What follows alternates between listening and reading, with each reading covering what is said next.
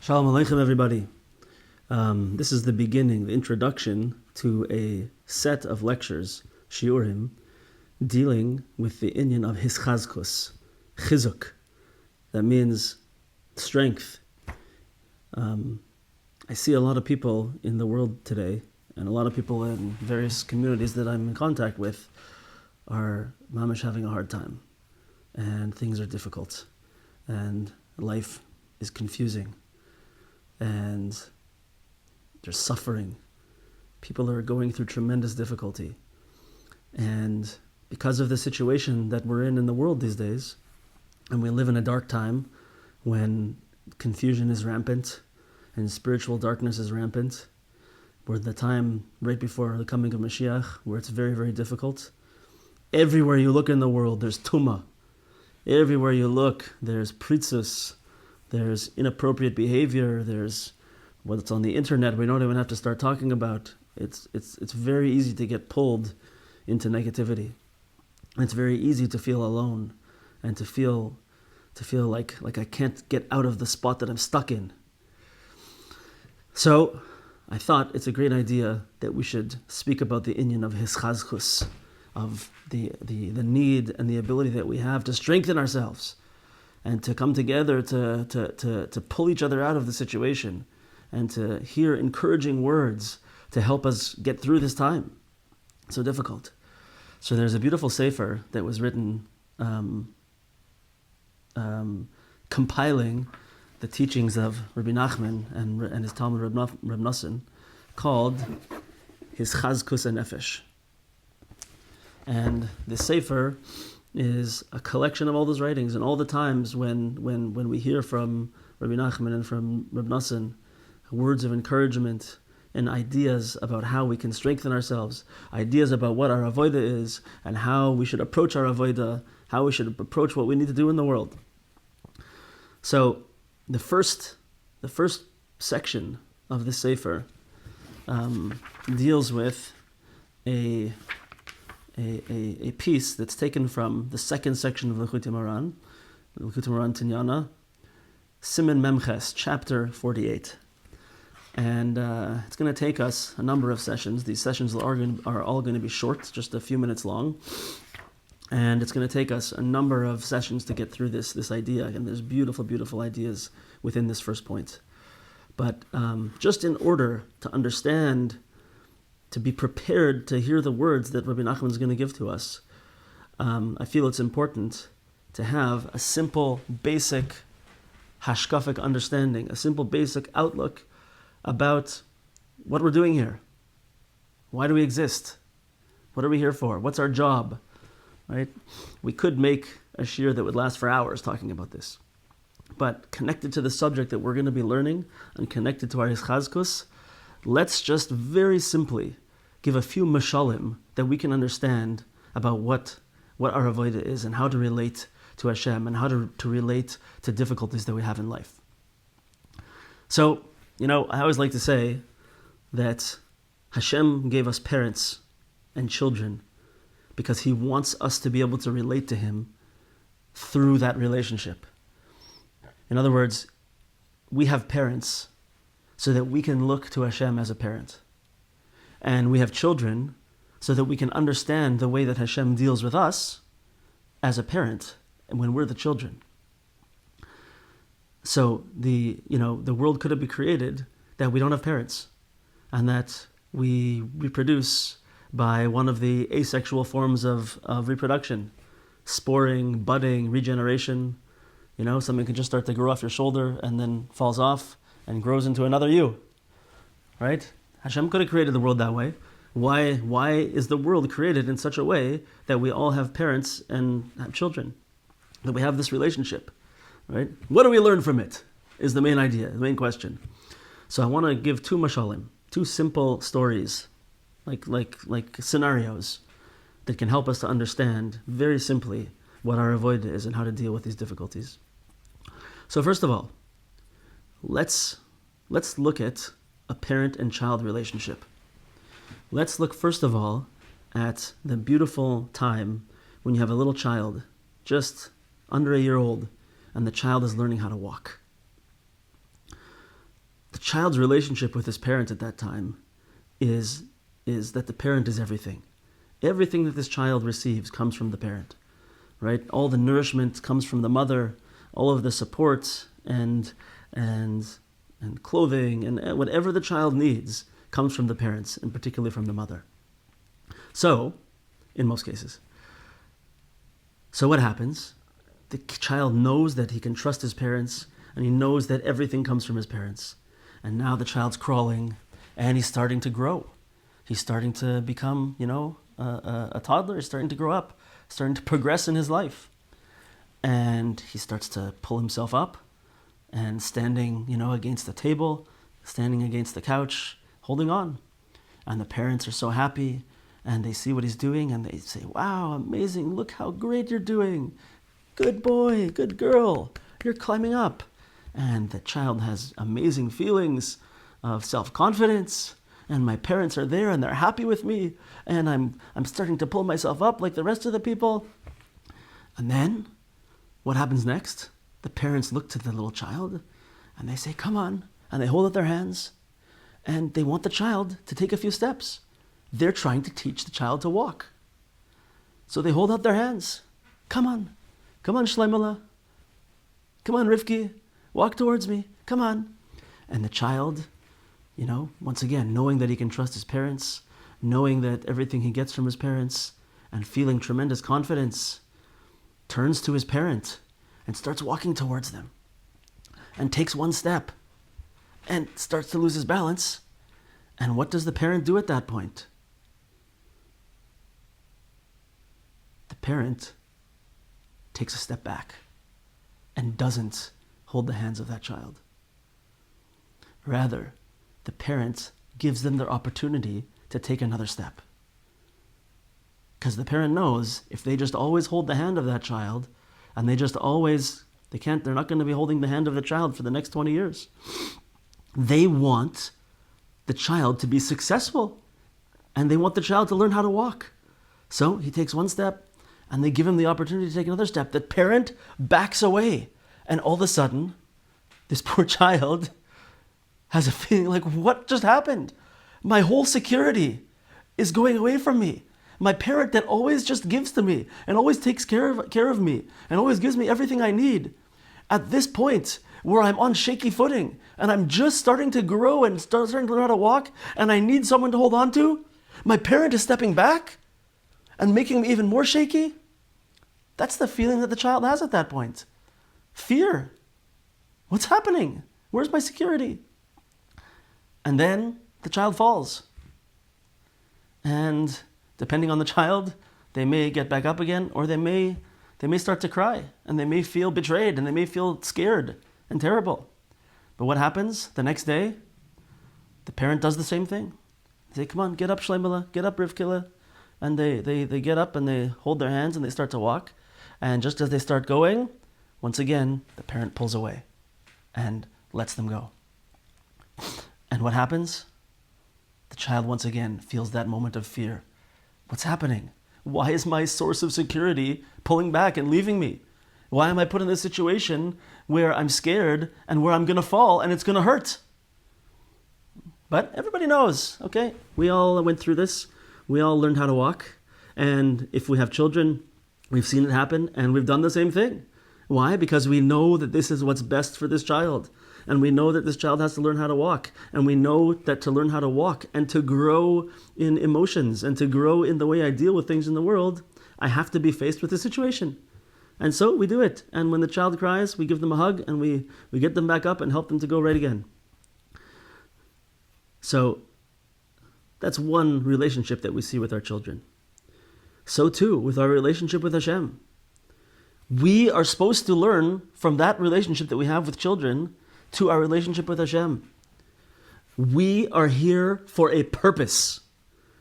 We are put into this world because there's something that we need to accomplish. There's things that we need to do. And the things that we need to do range from performing certain actions that need to take place in the world, fixing certain things in the outer world, maybe helping other people, doing other kinds of mitzvahs, and also to correct my own character traits, to remove all of the negativity inside me, all of the ego, all of the anger, all of the sadness, all of our negative character traits. Our job in the world is to remove those. This is our purpose.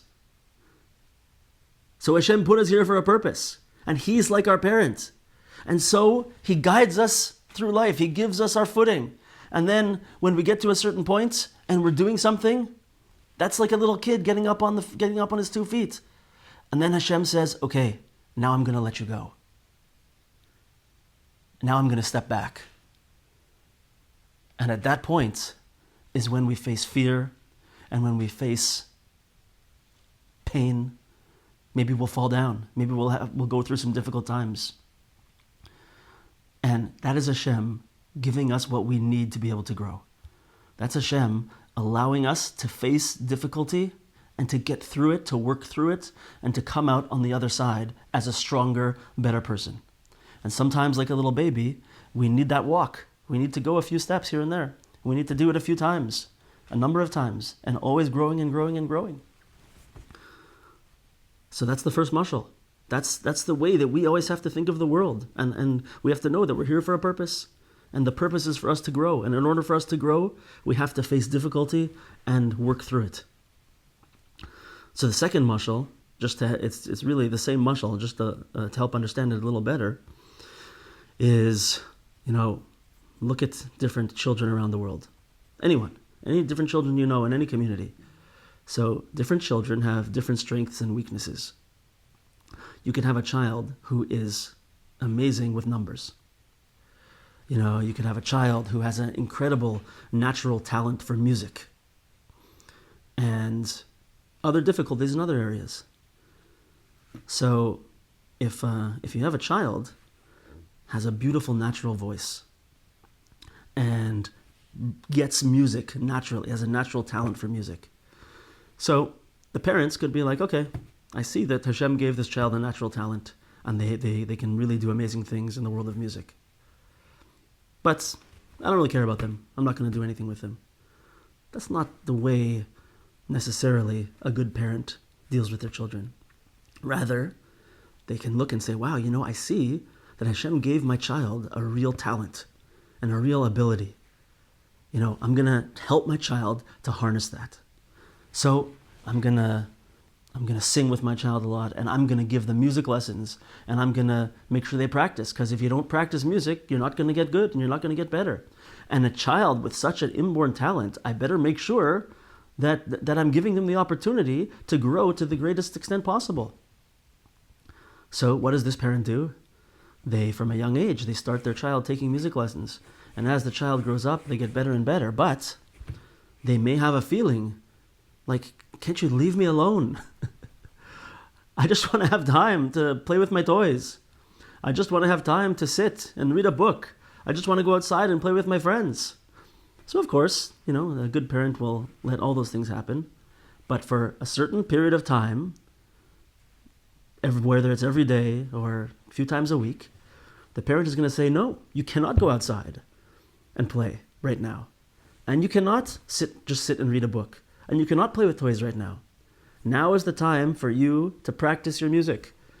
Now is the time for you to practice this skill that you have such a talent for.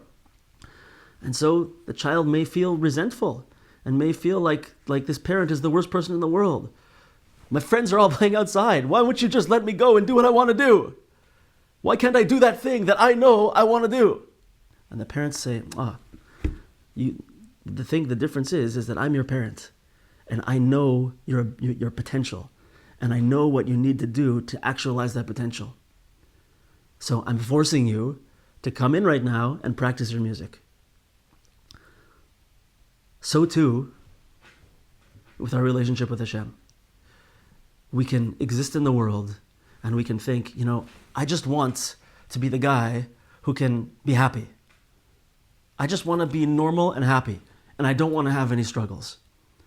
Can't I just have, the house and the car and the dog and the wife, children, big screen TV, and just always be happy? Just do what I know I want to do and what I think is going to make me happy, right? So Hashem says, no, that's not meant for you. I know that you have tremendous potential. And I know that you can become an amazing, strong, spiritually grounded person. And I know that if you just are able to sit there in the nice house with the dog and the 1.4 children watching TV every night, you're going to waste everything, all your talents. And you're not going to grow. And if I just give you everything you want, you're just going to be content with that. And you're not going to become a stronger person. And you're not going to explore the depths of your own soul. And you're not going to find your amazing God-given talents and tremendous positive character traits. And you're not going to uproot those negative traits. You're not going to fulfill your purpose in the world. Hashem is making us practice. Hashem is seeing that we have special talents and special potential and a special purpose in the world. And He's helping us to actualize that.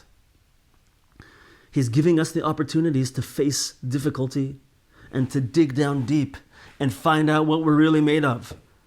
And to take the depths of our soul and connect them to Him in the most intimate possible way. These two stories paint a picture for us of what life is supposed to be about. We are here in the world to work, to connect to Hashem. We're here in the world to break down all the barriers, to break down the barriers of ego, the barriers of physical desires, the barriers of anger, the barriers of hate, the barriers of depression and sadness.